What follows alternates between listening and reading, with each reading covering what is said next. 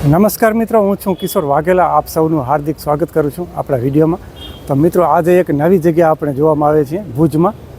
બહુ ઓછા લોકોને ખબર હશે, કચ્છના લોકોને, કે ભુજમાં આ સ્થળ આવેલું છે.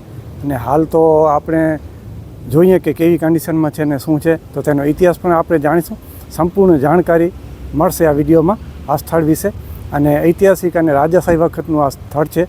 તો વિડીયો પૂરો જોજો તો તમને જાણકારી મળશે ને બહુ મજા આવશે. તો મિત્રો, આ છે સ્થળ, તે આપ જોઈ રહ્યા છો.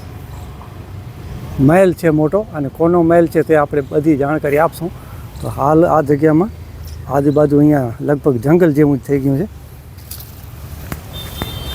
પરંતુ જે આપણે જોઈ શકો અહીંયા કને ઝરૂખા તમે જોઈ લો, એવા સુંદર મજાના એવા ઝરૂખા, કોતરકામ રાજાશાહી વખતનું. આવી જગ્યાઓ ખાસ ક્યાંક આપણને જોવા મળશે ને કચ્છની આ ભુજમાં આવેલા જગ્યા છે. અહીંયાથી પણ દરવાજો બંધ છે, પ્રવેશ દ્વાર. અને હજી સાઈડમાં કે અંદર આપણે જ્યાં પણ જેટલું જોવાશે એટલું આપણે કવર કરીશું ને જોઈશું અને જાણકારી પણ મેળવીશું. તો હાલ આજુબાજુમાં આની જાળવણીની બહુ જરૂર છે, કારણ કે જોઈ શકો છો આપ, બાવર ને જાળીને બહુ વધી ગયેલ છે. સુંદર મજાનો મહેલ છે આ મિત્રો.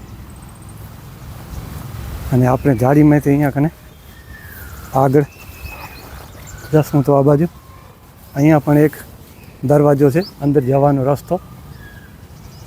તો મિત્રો, આ જે મહેલ છે તે ફતેહ મામદનો મહેલ છે, જે આપણા અહીંયા ભુજના રાજાના સેનાપતિ હતા, વીર સેનાપતિ એવા ફતેહ મામદ. તેનો આ મહેલ સુંદર મજાનો એવો. ને અહીંયાથી દરવાજો છે અંદર જવાનો, પરંતુ હાલત બહુ ખરાબ છે. અંદર આપણે જઈ શકીએ એવું નથી. અહીંયાથી બીજે ક્યાંકથી આપણે જોશું. પરંતુ જગ્યા બહુ મસ્ત છે. પણ આ ઝેરી બાવર જેને કહો કે કચ્છમાં તો આ ગાંડા બાવરે તો બહુ અમુક જગ્યાની પથારી ફેરવી નાખી છે. ને આ જગ્યા હવે આપણે આ પાછળ જશું. તો મિત્રો, તમને જોઈને એવું લાગશે કે આ જંગલ છે, પરંતુ જંગલ નથી. અહીંયા સામે તમે જોઈ શકો છો, આ રસ્તો છે સિટીનો, ભુજનો અંદરનો, અને રસ્તાની બાજુમાં જ આવેલ છે. પરંતુ ઝાડી એટલી છે કે આપણે અહીંયા અંદર આપણે એમ થાય કે જંગલ હશે આ. તો અહીંયાથી આ બાજુથી આપણે અંદર જવાની કોશિશ કરશું, જોશું. ખાસ આપણને એવું સારું જોવા મળે અંદર ક્યાંથી જવાનો માર્ગ કે. તો આ બાજુ ચારે તરફ દરવાજા છે. અહીંયા પણ આપ જોઈ શકો છો, આ બાજુ પણ દરવાજો છે. આરો દરવાજો. તો ચારે બાજુ દરવાજા આવેલ છે અને બારીઓ આવેલ છે. અહીંયા પણ એક નાનકડો દરવાજો છે. ને ઝરૂખા તમે જો, ને ઉપર એની ડિઝાઇન નાનકડી નાનકડી ઝરૂખા અને બારીઓ, ને કોતરકામનું સોલિડ પથ્થર. બહુ મજા આપણે જોવા જેવું છે.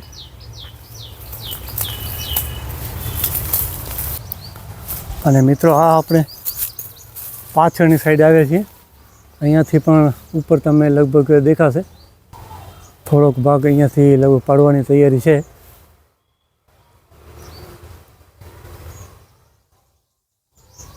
પરંતુ તેઓ જેને કહેવાય ને, મસ્ત મજાનો મહેલ છે.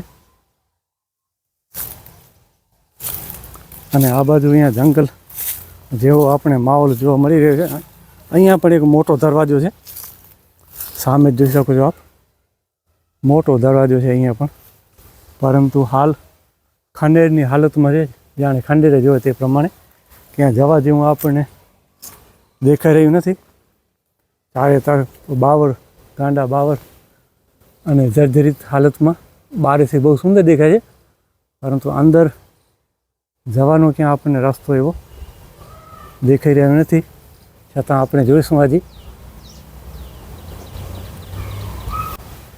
તો મિત્રો, અહીંયા પણ એક નાનો દરવાજો છે, આપ જોઈ શકો છો.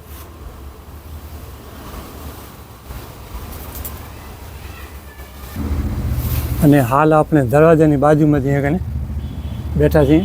આ છે દરવાજો. અને હાલત આપ જોઈ શકો છો, બહુ ખરાબ છે. અંદર જવા જેવું પણ નથી. અને જશું નહીં, કારણ કે અહીંયાથી સીડી છે ઉપર દાદરો, તો આ કે અંદર શું કન્ડિશન હોય ને જઈએ તો નુકસાન થાય એવું હોય તો આપણે અંદર નહીં જઈએ, પરંતુ અહીંયા તમે તેનું આ લાકડામાં જે ડિઝાઇન બનાવી છે સુંદર મજાની તે આપ અહીંયા જોઈ શકો છો. અને ઉપર પણ સુંદર મજાને એવા ઝરૂખા. તે વખતમાં શું માહોલ આવ્યો છે અહીંયા કને, બહુ જોવા જેવું. તો મિત્રો આ કચ્છ ભુજમાં આવેલ એક સુંદર મજાનો રાજાશાહી વખતનો મહેલ, જેને ફતેહ મહમ્મદનો ખોરડો પણ કહેવામાં આવે છે. તો મિત્રો ફતેહ મહમ્મદની આપણે ઇતિહાસની વાત કરીએ તો ફતેહ મહમ્મદ એક કારભારી હતા અને જેમણે નામદાર રાજાઓ પૃથ્વીરાજજી અને રાયધન હેઠળ 12 ભાયાતની જમાતના નેતા તરીકે પણ કચ્છ રાજ્યનું સંચાલન કર્યું હતું. અને તેના શાસનની વાત કરીએ તો 1786, 1801 ને 1804થી 1813 સુધી હતું. અને તેમનો જન્મ 1752માં સિંધમાં થયેલ હતું. અમને તેનું મૃત્યુ પામ્યા લગભગ 1813માં, અને તે પણ કચ્છમાં, ને ધર્મ તેનો ઇસ્લામ હતો. તો મિત્રો તોપ હૈદરી તરીકે ઓળખાય એવી તોપ ટીપુ સુલતાન દ્વારા ફતેહ મહમ્મદને ભેટ પણ આપેલ છે. અને ફતેહ મહમ્મદ સિંધી વંશના નોતિયાર મુસ્લિમ 1752માં જન્મેલા, જેઓ કચ્છ રાજ્ય હેઠળ જમાદાર હતા. અને મહારાવ રાયધન ત્રીજાને અંજારના મેઘજી શેઠની આગેવાનીમાં જમાદારના બળવો દ્વારા પદભ્રષ્ટ કરવામાં આવ્યો હતો, અને 1786માં તેને નિયંત્રણ હેઠળ રાખવામાં આવ્યો હતો.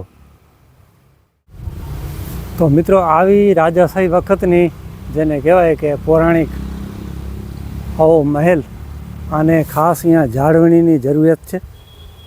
તો આપણી અપીલ છે કે આનો જાળવણી કરવામાં આવે, કારણ કે આવા અવશેષ, આવા જૂના રાજાશાહી વખતના મહેલ આપણી પેઢીને પાછળ જોવા નહીં મળે. તો બહુ યાદગાર એવું વસ્તુ છે આ ઐતિહાસિક.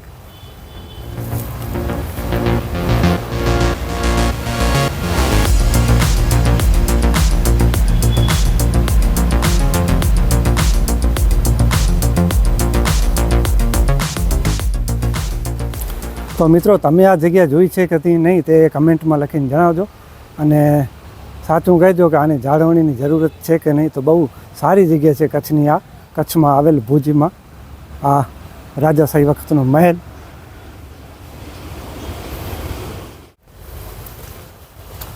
અને મિત્રો આ જગ્યા લોકેશન કેવું લાગ્યું તે કમેન્ટમાં અવશ્ય લખી જણાવજો તમારી રાય. ફરી આવા સારા સારા લોકેશન સાથે મળીશું આપણે નવા બ્લોગને, નવી જગ્યા લઈને. તો આવજો. જય માતાજી.